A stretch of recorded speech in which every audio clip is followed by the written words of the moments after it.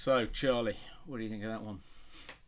Well, it was a game of two halves really, but you know, the first half we were shocking. We just passes were not accurate at all.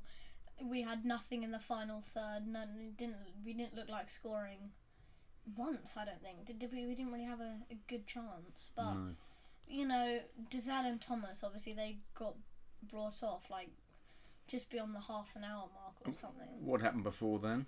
Well, they were just terrible, weren't they? But Barnsley scored twice. Oh, yeah. I was just going to get to that, but Yeah, Barnsley scored twice in the opening 25 minutes. It felt like. Yeah, it was really. It was really poor. depressing. They were high press, like their high press forced us, to just hoof the ball up, and when we did, it just fell to them, and we could get nothing going really.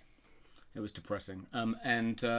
So Warburton substituted Thomas and Dazelle for Adoma and Domball, and that seemed to stop the rot. That seemed to stabilise things. Yeah. We didn't look like scoring even after they came on, but at least we didn't look like conceding either. So yeah. So it was a depressing first half. It yeah. was they didn't look for 1 second like a team heading for the top of the table or like promotion. Premier League side, you're having a laugh. Forget about it. Yeah, no, we were being beaten everywhere by all over the pitch by Barnsley. Yeah. Okay, second half was better. Was a lot better. We came out strong, I think, and it was we scored in the 76th minute, so it was actually quite a long period of time before we got the goal. And there was quite a sustained period of pressure before we scored. It looked like a goal was coming, didn't it? Yeah, like the whole of the second half, we were dominant. We were on top. Yeah. Adoma played well, played fantastically in the second half. And all over the pitch, it was just everyone looked a lot better. What seemed to you said at one point, I hope a QPR player gets sent off, because when we went down to 10 men against Middlesbrough, we went up a gear and got a lot better. And there was sort of the equivalent of that when there was a really nasty tackle on Stefan Johansson. Yeah, and there was a bit of a kind of melee. Which Don Ball was involved in, but that seemed to. I mean, it got the fans worked up. Yeah, and their goalkeeper just wasting time so much. Yeah. The fans were chanting out numbers, like how long it would take, like 1, 2, 3, But if there was a turning point in the game, I think it was that foul on Johansson. Yeah, that was. After that, we seemed to play with a lot more That's really when attacking the crowd purpose. got on their feet the crowd as well. were really riled up at that point. I think that helped. Yeah, definitely. Warburton said after the game that the crowd won it for them. Yeah. So we got a lot better in the second half, and Chair scored a great individual goal around the 76th minute. Yeah, that was he's a great guy. He picked up the ball from Willock, I think. He just played it to him down the line, and it's one of those ones where you're like, stop messing about, just put it in the mixer, stop doing all this. But he skipped into the box, twisting and turning, and found some space there, and it looked like the defender just backed off of him a bit, because everyone was thinking, well, he's going to pull it back, the angle's too tight, but it's a great shot off the crossbar, makes it 2-1, so or 1-2, whatever. Yeah. And then I was getting frustrated with Charlie Austin, because he kept missing chances, and it was like he was either offside or he headed it, but he couldn't head it in the direction of the goal. And I think when we were 2-0 down, Jimmy Dunn had an excellent chance. So Jimmy Dunn came on for Geordie Device, didn't he? At half time. Yeah. Geordie Device came off with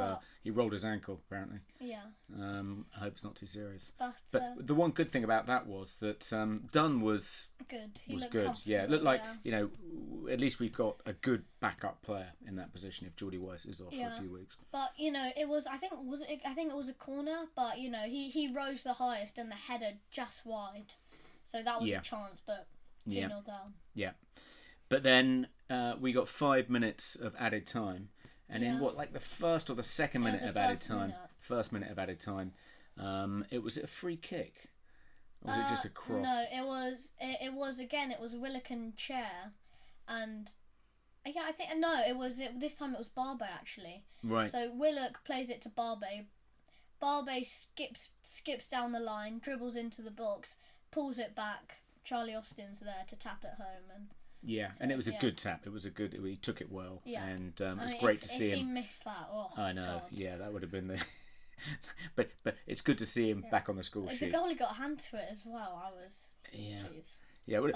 So the negatives to come out of this game. I mean, first of all, it seemed like a silly decision on Mark Warburton's part to start Dazelle and Thomas. When you had Don Bull on the bench, that was a bit weird. That was. I mean, maybe he was resting Don Bull because Don Bull's played so many games on the spin in quite short succession. But playing Thomas was clearly a mistake. I think he just doesn't seem to be good enough for this league. Yeah, does he? it just whenever he got the ball, he was like he didn't take any risks.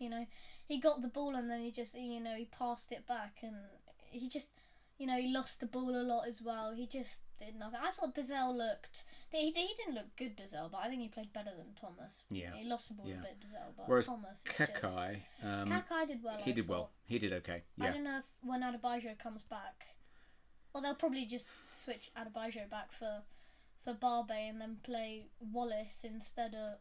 Play Kakai instead of Wallace if he's still out injured, and revert Barbe back to centre back. I think Wallace is off for a few weeks apparently. Oh, bad. I think Dykes. He said on his Instagram he'll be back in no time. He said it was due to illness, so that doesn't illness doesn't seem too serious. We missed Dykes, I thought, even though I've been quite critical of him in the last few games.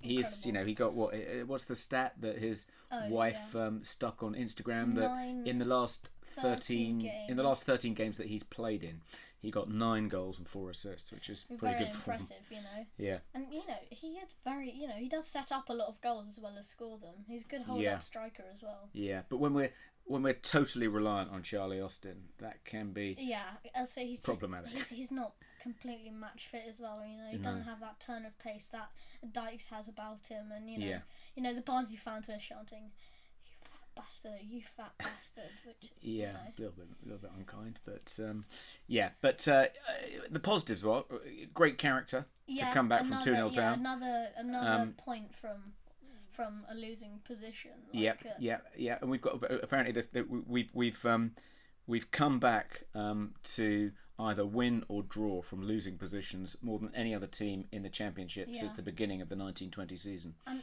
what it also shows, another good thing we can take from it, is it shows we have squad depth.